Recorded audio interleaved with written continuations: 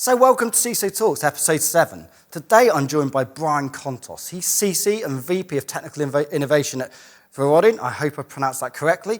And over the last few years, Brian's helped build some of the most successful and disruptive security companies in the world. So, Brian, welcome. Thanks very much for joining us today.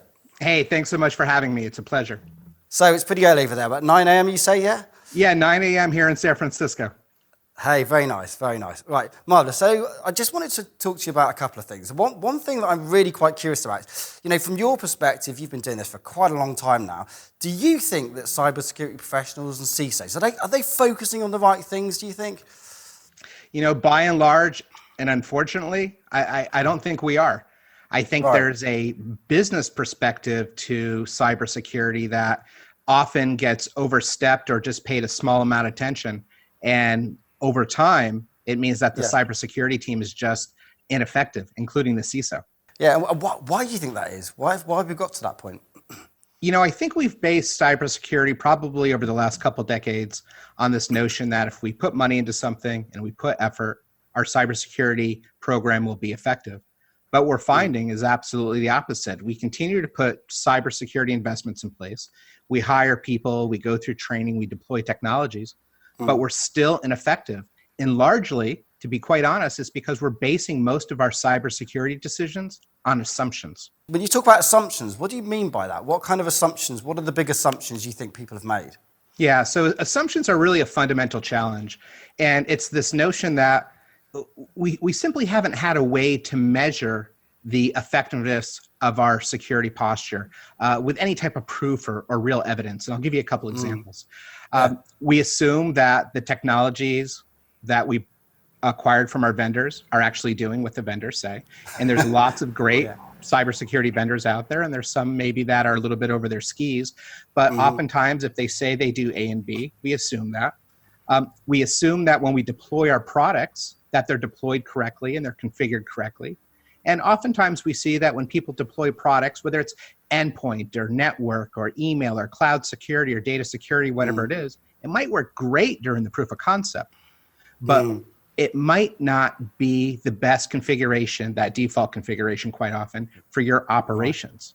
Another assumption we make is about people and process, right? So we've got great technology, we've got great people and great processes, but we assume that all three of those variables are working together well in concert. And then the fourth, and probably the most challenging for organizations, is we assume that's what's working today is going to be working tomorrow or next week or next month. We just need a way to measure. And it sounds like such a basic thing to say, hey, I want to make sure that stuff that I've got is doing what I bought it for. But to be quite honest, we haven't had a way to actually measure security effectiveness in the past. Therefore, we're basing security on assumptions.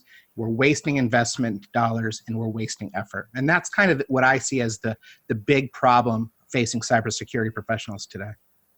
Right.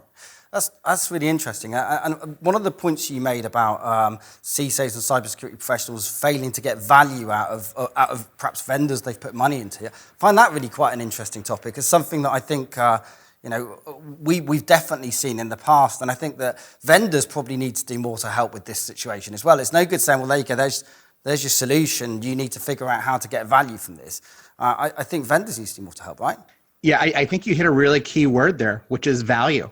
We did a study at Verodin. We called it the Security Effectiveness Report. And essentially what we did was we looked at how effective organizational security controls were around prevention, detection, and alerting or response.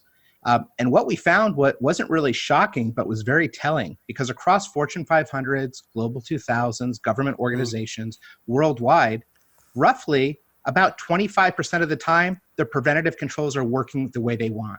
About half the time, their detection controls are working the way they want. And about 22% of the time, their alerting controls are working the way they want. These are not fantastic statistics. And it's not because they've got bad tech.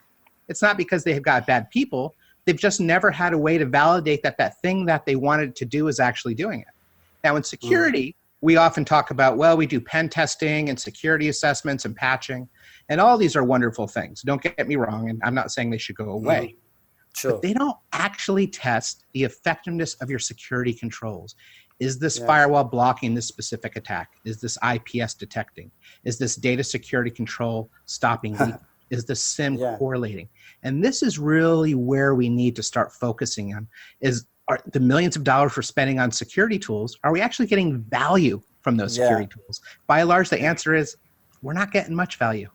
Yeah, and you, as you rightly say, I think one of the challenges is trying to actually kind of see the wood for the trees, if it were, as well. I think that you mentioned this at the beginning, you know, we buy these vendors and we deploy these vendors, but sometimes we forget to go back again and say, right, is it actually doing what we set it out to do at the very beginning, right? And we talk quite regularly on this podcast around this concept of, well, let's start what's really important, perhaps your data, and let's work our way out from there, right? This is what really matters that we want to protect, and work our way out from there.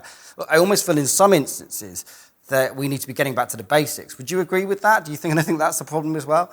I would really agree with whatever security strategy you're taking, whether it's a data out, which I don't think is a bad strategy, or perimeter network centric in, or insider threat, whatever you feel the highest risk profile is for your organization. Just validate that what you have is working and it continues to add value. Let me give you an interesting example. So I work with a lot of boards as part of Veritan CISO. And what I have found is that the most powerful committee on a publicly traded company's board is now the audit committee. And this probably wasn't true up until just a few years ago. They've stopped asking the security team, do you have security controls in place to mitigate risk? Because the answer is always the same. Of course we do. We've got this product, and we follow best practices and MITRE ATT&CK and NIST, and that's okay. But now they're starting to say, can you prove to me that the security controls that we have in place are doing what we're paying for them to do, whether it's data-centric, perimeter-centric, what have you? And furthermore, can you justify that $1 million or $10 million or $20 million that you've requested from us is absolutely needed, and we don't have something else in place to mitigate risk, and that it's aligned with our business objectives?